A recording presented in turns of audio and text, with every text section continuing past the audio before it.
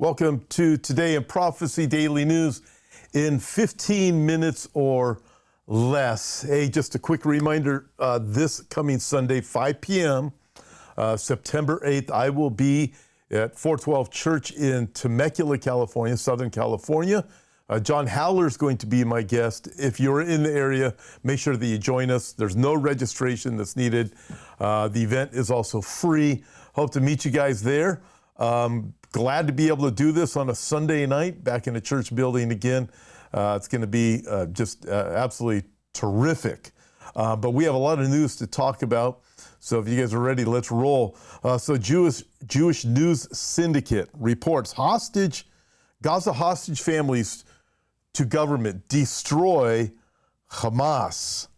Members of the Gvar Forum converged on Prime Minister's office in Jerusalem on Monday to protest against a general strike called by the Israel Labor Federation following the IDF's recovery over the weekend of 6 hostages' bodies from the Gaza Strip. We call on the Prime Minister not to give up on the terror chief Sinwar. By the way, Sinwar is the one who's been seen in Gaza dressed up like a woman trying to hide from the IDF. So yeah, there you go. And instead to keep up the military pressure to achieve total victory.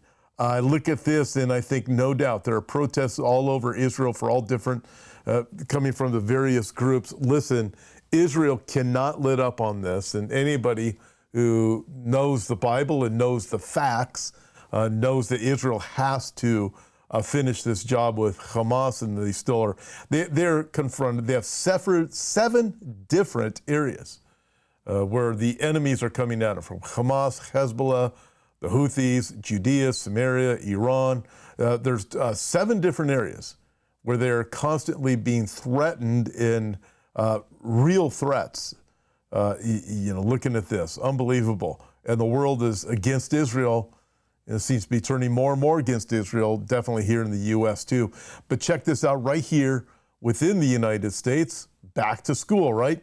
Columbia task force reports crushing discrimination against Jews and Israelis. Jewish students at Columbia University have been driven out of their dorm rooms, chased off campus, compelled to hide their Jewish identity, ostracized by their peers, denigrated by faculty, according to a report released Friday by the university's task force on discrimination. The report, the second one released by the investigatory body made up of faculty, illustrated the breadth of anti-Jewish discrimination at the Ivy League campus. It also said the pervasive anti-Semitism on campus has affected the entire university community. The larger social compact is broken. University policy and individual practice must change. Will it change though? I doubt it. This is what I've said since the beginning. We started seeing the anti-Semitism all over, coming from the left and the right. And this is what I believe is going to happen, is a lid will be put on anti-Semitism, because when Antichrist comes on the scene, he's going to have to appear friendly to the Jews and kind of quench things. You have this time where it's like days of Noah and the days of Lot. Everybody's eating, drinking, buying, selling, partying, growing, planting, and so forth. So you have a time of where it seems like the really good life, especially for the people who are Jewish and the people of Israel, because they're going to be tricked into this plan. So I believe anti-Semitism will eventually have a lid put on it, but it's going to be fake, because the inward part of the people's hearts has already been exposed. Jesus said, out of the abundance of the heart, the mouth speaks. So we've already seen this. So it can be subdued for a while, but it's there. And the anti-Semitism coming in the future during the tribulation, it's going to be far worse than what we are watching now. And then moving on from there, Naphtali posted this, a massive fire in France. Look at this, a massive fire destroyed the historic church of the Immaculate Conception in Saint Omer. A man was arrested, according to reports. Around 40 churches have been burned since January 2023. Christians are under attack in Europe. That's Naphtali posting that out of Israel for those of you who follow him. And then moving from there, check this out. Listen, all these attacks are coming from all these different angles, right? We're watching Israel. Israel is what matters. When you start looking at everything, you get a real good idea of what is going on in the time frame of the days in which we live in. Israel's the focal point, and everything is going to center more and more on Jerusalem. But also, we see the persecution, as Naphtali pointed out, is rising against the church. That's happening in Europe. We see it. More and more people are becoming anti-Christ. Not the Antichrist, but Antichrist, anti-Christian. Okay, moving from there, what else do we have? Listen, it's this globalistic push. Canadian, this is out of LifeSite News, Canadian agency, unable to refute allegations of Chinese operatives posing as poll workers in 2021 elections. Canada admitted that no background checks were conducted on volunteers, adding that it could not say for sure whether agents of the Chinese Communist Party infiltrated polls in the Aurora Oak Ridges riding. I look at this and I think, okay, it just sounds like California, doesn't it? Some of the insane things that happen here in the state of California. I believe the elections in California have been compromised for a long time. You look at that in Canada. Well, let's not stop there, because check this out. Zero Hedge reports OpenAI agrees to run GPT models past U.S. government, get this, to evaluate for safety. U.S. government, well, we can certainly trust them. Well, can we?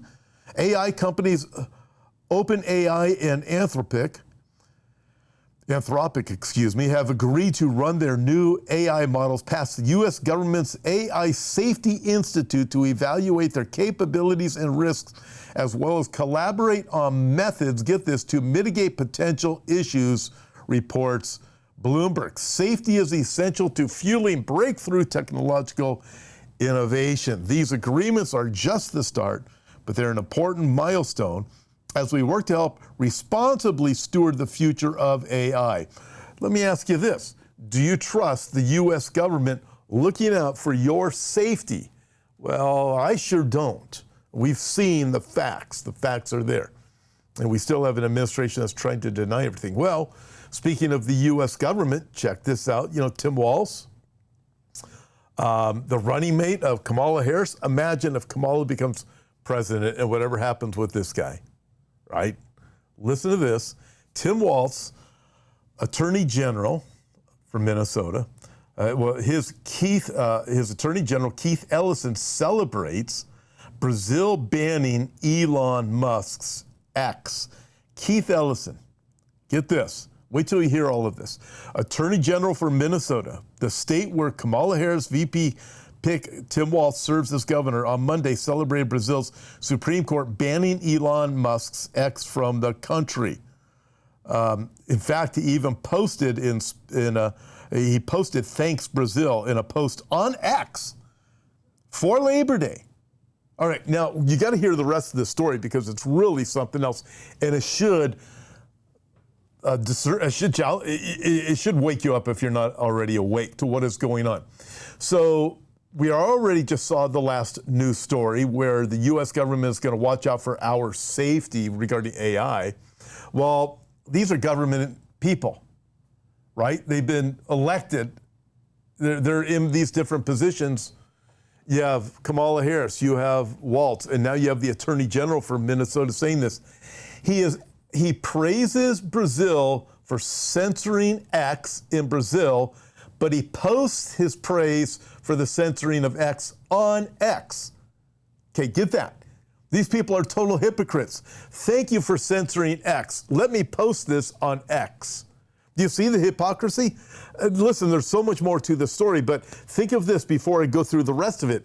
1 Timothy chapter 4, beginning in verse 1, Paul writes and he says, "Now the Spirit expressly says that in the latter times some will depart from the faith, giving heed to deceiving spirits and doctrines of demons, speaking lies in hypocrisy, having their own conscience seared as if with a hot iron." Speaking lies in hypocrisy. So I'm thinking, wait a minute, that's what's going on here. Praising Brazil for censoring X while he posts his praise on X. What a lying hypocrite. His post prompted severe reactions from people. The Tim Walz Attorney General in Minnesota, Keith Ellison, thanks Brazil for crushing free speech platform X, said the Federalist. But you got to hear the rest of this with Minnesota. This is just absolutely terrible. And Brazil blocked Elon Musk's X social media platform after SpaceX and Tesla CEO refused to comply with the nation's demands to blacklist certain accounts. Remember, I mentioned yesterday, Musk said, no, we're not going to do that with SpaceX, okay? We're not going to shut off X through SpaceX, right? So we get that.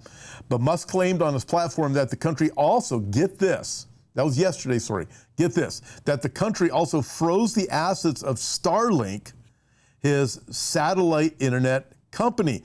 Get this, Brazilian Supreme Court Justice Alexandre de Moraes ordered the country's telecom agency to block access to X across Brazil, adding that anyone caught trying to access the social media platform could be fined nearly $9,000 per day. Wow, according to a report by the New York Times. The move reportedly came after Musk closed his X office in Brazil after Moraes threatened to make arrests over ignoring his demands to remove X accounts that he said broke Brazilian laws. Wow. So here it is. The government says, no, we want you to have free speech. What's his name from Minnesota? Tell you, these people are evil. You better vote. You better vote. You better vote against Kamala Harris. I'm telling you right now. The stuff coming in is absolutely evil. They have made it very clear, we're going to shut down free speech. And you look, again, the hypocrisy. On Brazil, shutting down X, praises that while he posts X, uses X. This is government people saying they care about our safety. All right. Let's see, I got one more for you, and I'm going to show you a video. This is Douglas Murray on Piers Morgan, and it helps us to understand the truth for anybody who's doubting what's really going on with Hamas. Hamas is evil, and Israel needs to deal with Hamas. Watch this video, and I'll be back in just a minute. Netanyahu is a democratically elected leader, and so it's assumed that some pressure can be brought to bear on him. In my view, it is not Netanyahu who's uncompromising. It's Hamas that's uncompromising. They could have handed back the hostages last October. They could have not done this. I mean, they could have tried to build a state since 2005 when Israel withdrew from the Gaza and handed the place over to them. Hamas could have used the billions of dollars and pounds and euros that British and European and American taxpayers gave them since 2006. They could have used those billions of dollars to build up Gaza. They could have made a booming, in the good sense of the term, Mediterranean paradise. They could have created wealth for their people. But you know what they did? They built down instead of upwards. They built a tunnel network bigger than the London Underground for all of those years, and they squirreled away the money, just like Yasser Arafat did before them, and they made themselves rich. Why was Ismail Haniyeh worth billions of dollars? Why does Khaled Mashal, why is he worth billions of dollars? Why are their children like princelings who live in apartment complexes in Doha? Because they took the money of Americans and Brits and Europeans and they took it for themselves and kept the people of Gaza in immiseration and poverty. There has been since 2005 a complete counterfactual of what could have happened. But the Hamas leadership didn't want that. They have said themselves they want to use Palestinian children and their lives in order to pressurize the world. These are fanatics. They want the death of their own citizens, in order to get world opinion turned against Israel. Again, how do you negotiate with that? Again, if I can say so. There you go. There's facts, man. Share that with all of your friends. Hey, listen, join me today also 2 o'clock Pacific Standard Time. Bill Feder is going to be my guest, and we're going to discuss, among many other things, should you vote? God bless you guys. See you then.